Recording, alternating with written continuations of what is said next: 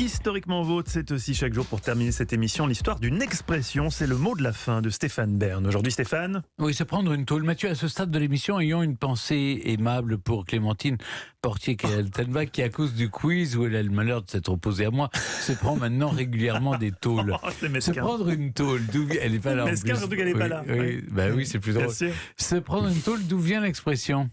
Oui, vous me posez la question. Eh bien, Mais je vous c'est pose la vrai question, que- Stéphane. oui, se prendre une tôle, est-ce que c'est un rapport avec la tôle en acier, Oui. la tôle, la tôle ondulée. prison ?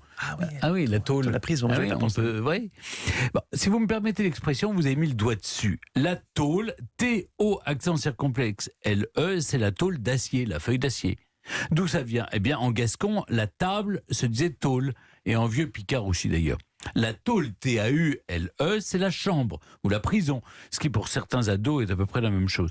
Au XVIe siècle, les deux orthographes se confondent, et la tôle, T-A-U-L-E, désignera aussi la maison de tolérance. Ça donnera également le taulier, un surnom qu'on donnera à Johnny Hallyday, qui avait un lien particulier avec les portes du pénitencier.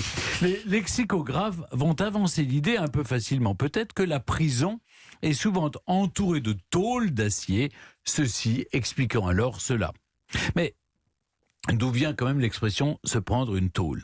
Eh bien, imaginez-vous, contre toute attente, ça vient du ski.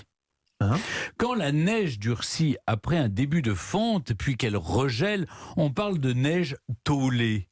Et je ne sais pas si vous maîtrisez le planter de bâton, mais la neige tôlée est particulièrement glissante et dure, ce qui fait que non seulement on tombe plus souvent, mais en plus la douleur fait que, à la longue, on s'en souvient vraiment de façon plus vive.